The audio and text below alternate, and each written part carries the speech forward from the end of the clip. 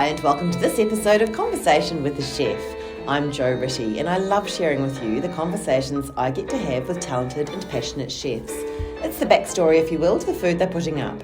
I begin today by acknowledging the Wurundjeri people of the Kulin Nation, traditional custodians of the lands and airwaves of Naarm, where this conversation was recorded. Land which was never ceded. Land where communities came together to eat seasonally, locally and without exhausting resources. I pay my respects to the elders past and present and to any First Nations people listening today. I last spoke to Anthony Thalassinos when he was newly head chef at the Hellenic House Project. Anthony is enthusiastic and passionate, and it's no wonder he's been snapped up by Project North Hospitality Group, who oversee Tickled Pink Venues in Elwood, Thornbury and Bali, as well as a dessert bar in Coolaroo. Anthony is just as enthusiastic and passionate, and now he is jet set as well, flying between Melbourne and Bali and discovering new things. Anthony brings his knowledge of the kitchen, as well as Mediterranean flavours, to the food he's now working with, and he's loved discovering local produce and flavours as well. One of the things we talked about at the Hellenic House Project was Anthony's love of service, so he's had to learn how to deal with not being on the tools in this role. It's always such a pleasure to catch up with chefs I've spoken to in the past and see what they're up to, and I absolutely enjoyed seeing Anthony again. It's really beginning to seem as though I should be in Bali talking to chefs. There's so many of you over there. So I'm just putting that out there in the universe. I'm definitely keen. Oh, hi, how are you? Yeah, good to see you. Good to see you. Yeah. Gosh, you'll be feeling the cold coming back from Bali. Bali is incredibly hot and incredibly happening. There's a lot going on there, which is fantastic. Well, I can't believe how many Australian chefs are over there as well. Yes. So, Benji Cross, Steve Moore's English, but he came from Sydney. Well, I just spoke to Tyler Preston, who's at with the Milk and Madu Milk group. and Madu, yeah, they're very popular. Yeah, and they're going to be opening a big place, very soon. Yeah, no, it's everywhere's popping off. This particularly this group they're trying to get. So it's a brand new hospitality group called Project North. It's kind of full circle because we grew up. One of the directors and me grew up as kids. So when he contacted me saying, "Hey, I've got this idea for you. Would you like to sit down and talk?" While I was still with Georgia Hellenic, I was like, "Well, I thought we were having a coffee as mates." And then he said, "I've got this group that I want to do, and we've already got 3 cafes in Bali, so loves to speak to you." So now full circle: Bali, Melbourne, possibly Sydney. I can talk. So yeah, it's good. So you're executive chef. I'm executive chef. Yeah, my first executive role.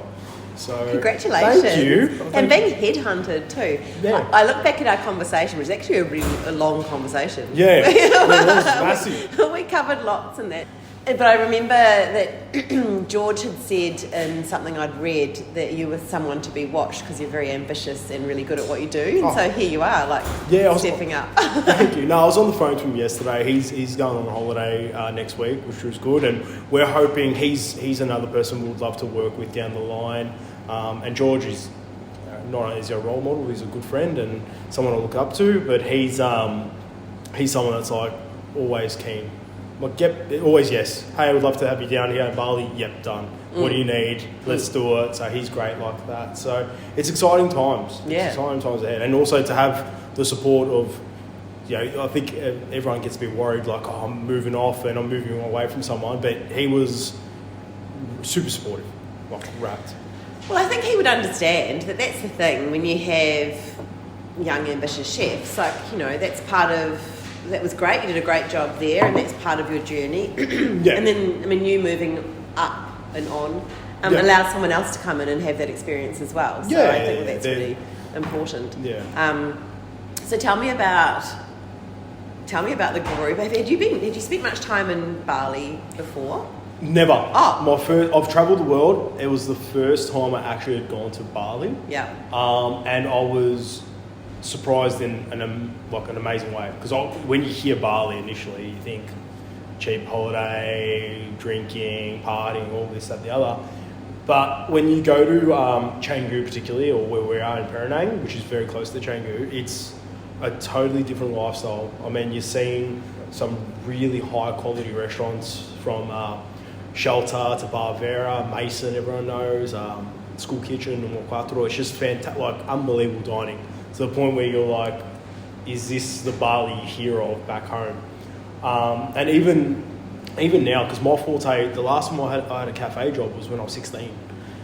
So this is the first time I've done cafes, but the group is very, very flexible in terms of they want to conquer not just brunch, they want to do dinner, they want to do dessert bars. They've just opened up a place called Paratreats, which is a dessert bar in Coolaroo. They're going to take that to Bali.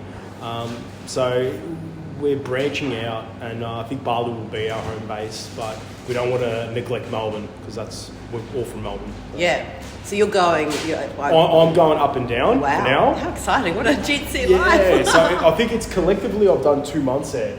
So it feels like I've been in the job for 4 months. Feels forever. I think I've aged terribly in the 4 months that I have jet setting. But collectively I was in Bali for 2 months.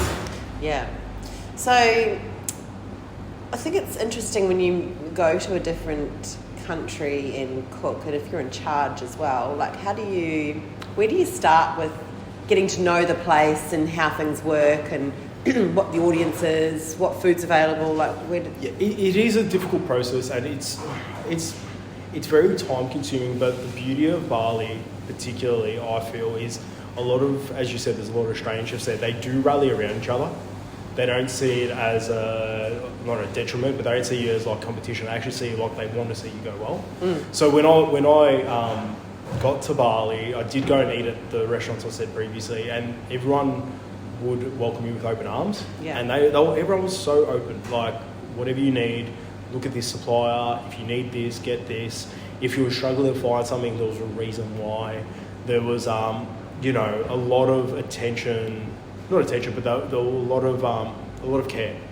Like, they want you to succeed. I think his name's Simon.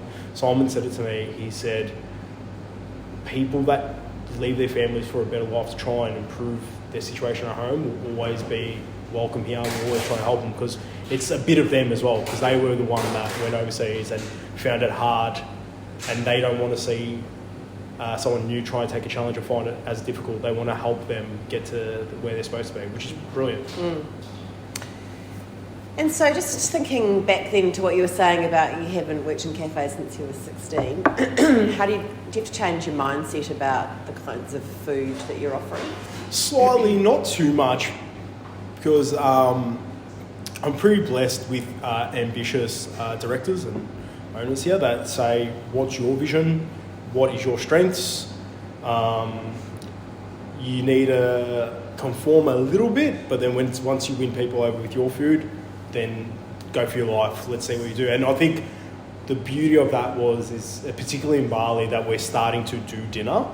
I think they saw what I was about in terms of dining, because my strong suit is dinner, preferably.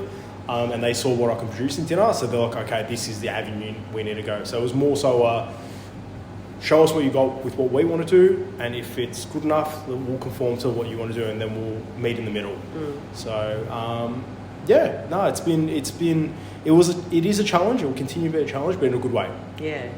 And we're at the three places, did you say? So we are in Melbourne. We have Thornbury, Elwood. Yep. We have Paratreats and Coolaroo. In Bali, we have Penang. We have Seminyak, which is being built, and our next space will be in Uluwatu. Oh, you're nice. So Seminyak will be ready by September. Yeah. And Uluwatu in the not so distant future, we're looking towards that. So we've got spaces, but for now we've got one operating, and the second one will be operating in September, and the third one hopefully before the end of 2024. Amazing. Yeah. So are you less on the pans? Yeah, less on the tools. That is hard in itself. Yeah. For someone that has only known to be on the tools. Yeah. So that's a challenge. But I've had a few mentors that have said they've not preempted this, but they've warned me about it and how to deal with situations like this. So it's a bit of an adjustment, but we're making through. Yeah. How do you deal with it? Getting good people around you. So I'm thankful that I've just got Caitlin as group head chef that has worked previously at Hellenic as well. I got a great advice from Matt Wilkinson, so Wilco, who I used to be with at Montalto. He said, you might need to come after service, you might need to come before service, just to test your culinary skills to make you feel like you still got it. Yeah. He goes, it's not, no one cares on the outside, it's more of a personal thing. And he's right, because no one really cares. As long as you deliver delicious food in any outlet, people are going to come. But for yourself, because you want to feel like you can still get it done, it might be a personal thing. He just said, make sure you keep your receipts when you're ordering and you're testing out stuff, so you know how to pocket for a laugh. But he was right. He's correct, because there are different settings and there are different things you can do. But sometimes you're like, I really want to push myself just for myself to know that I can still get it done, which I totally understand. I guess it's a little bit like, if I can liken it to teaching French, for example, and speaking French, and I'm not a French person, obviously, with this accent. Like, I've got to keep that up. So, and it's like, I often say to the students as well, you've got to really practice skills, like going to the gym and working on your muscles and so on. You've got to practice French or cooking or whatever. Yeah, muscle memory. Yeah. For your own confidence as much as anything. It's like a football team. It's like you've turned from a player into a coach. It's like, okay, do you miss the days you were the one that was actually kicking the footy, or now you have to tell people how to do it? So I likened it to that. Like, it's just part of growing up, and sometimes you need to remind yourself as well that you can still get it done. Yeah. But yeah. So what about local food over there? Have you tried some different things? I've gone to a few Waruns, and they are delicious. They are amazing. We're lucky to have one that is next door to the Tickled Pink Venues, which the chefs there have taken me to, which was amazing. And I try and, because you don't want to solely do your culture like overseas. Like, you want to learn from the locals. I think it's important. So I try and ingrain some of their culture with my culture to see what, not fusion, but to see what they can do. Like, Greeks love their garlic and chili. Indonesians love confit their garlic. They do some amazing stuff with garlic. They do a beautiful sambal, and it's like, why can't we mix that with the flavours that I'm doing? So locally, I think what they're doing is fantastic. I was with, we were doing a burnt honey lukumada, which is a donut, and a local honey supplier trader who does his own honey within Bali sent me his honey, Sweet Hexagon, and it was unbelievable. He sent me 8 different types of honeys. There is someone distilling his own ouzo in Bali. What? Yeah, cool. They call it arak, but he calls arak ouzo. So they're doing ouzo in Bali. So it's funny when you think, we have to import everything, what you can find locally. Yeah, right. And so would you be doing, are you doing slightly... I'm doing slightly, Greek, Mediterranean, a little bit. So, obviously being with George previously, but also my background in Italian cooking, being at Park Street and really early in my life at Crossy. I'm trying to morph it all. The group really, because we all originate from the northwest suburbs when we grew up, they kind of want that cultural, I would say, familiarity with Mediterranean, Middle Eastern kind of flavours with the northwest suburbs. So we try and install that. Like, one of the owners is Turkish, one of the other is Palestinian. I'm Greek. So we try and meet in the middle with flavours that we're familiar with. Yeah, and it must be quite busy over there, is it? Are there lots of tourists? Yeah, there's a lot of tourists. Where we are, it's a bit of, not a remote area, but it is a young area. There's a lot of new villas being built. There's a few bars being opened up around there. So it is early days over there. Our Semiak spot is in a beautiful spot, really in the hub of all the touristy spots. Perenang's a bit of, we want to get you away from the hustle and bustle of Bali. And it is an oasis. We have a gorgeous pool, it's a full... When I was there, I was like, I don't know how I'm going to cook in the kitchen when I'm looking at this view, because it's an amazing view. So it's not in a hotel or anything? No, full... But they just have their pool themselves? Full kind of resort thing, So gosh. we have a poolside menu, all-day menu that we convert later on to dinner. Yeah. Yeah, I know. It's totally... It blew my mind when I was there. I was like, this is... I was with Daniel Dobra, being Dobra's obviously executive at St. Ali, and he came with his little one, and he goes, this is an oasis. I'm just trying to be here every Sunday, just drinking and eating. I'm like, well, be my guest. Yeah. How amazing. Yeah, it is. It's really cool. I feel like you're really living life like it's golden, aren't you? At the moment, I'm doing okay. Touch wood. Yeah, touch wood. I'm doing okay. We got a lot... I've come back to Melbourne, obviously, so we can reintroduce a winter menu in time and a few collaborations. We've got a few things in the works, which is, I thought, it's going to be cool, that kind of thing. But then when you put it on paper, you're like, okay, this is happening next week. The week after, I'm here. Then by August, I'm back in Bali. Yeah. Then by September, I'm again in Bali, have to be here for this. So there's a lot going on, but in the best way. Yeah, so I guess you have to, that's part of stepping up to that next tier of executive chef is balancing all of those things and the pulls on your energy and so on. And I guess you have to be able to shut off as well. The directors are good with that. I mean, when we have a day off, they're like, even when I did a few extra days in Bali, they're like, once you fly back, take a few days off, rest up because you've done quite a bit. Yeah. But they're good like that, and everyone's just honest to each other and trying to do what's best for the brand. We're a young brand, we're a new brand. We're trying to figure out everything as much as they're trying to figure me out, trying to figure them out to get a happy medium. But it's super exciting. You don't realise, even though it is a really weird time in Melbourne in hospitality, a kind of a scary, gloomy time. We want to show that it's not all doom and gloom. And that's why when you reach out to people that you know and you're like, let's do a collaboration, it actually can work out and there's a bit of light at the end of the tunnel. Great. Yeah. Thanks. Awesome. My pleasure. Thank you so much for listening to this episode of Conversation with a Chef with Anthony Thalassinos at Tickled Pink here in Melbourne as well as in Bali. If you liked what you heard, you can jump on Instagram at Tickled Pink Bali, at Tickled Pink Elwood and at Tickled Pink Thornbury. And if you're into acai, then you can definitely up your game at Para Treats. That's Para Treats. That's in Coolaroo. I'd never even heard of Coolaroo, but it's quite a cool sounding suburb, a cool sounding subject. Who am I?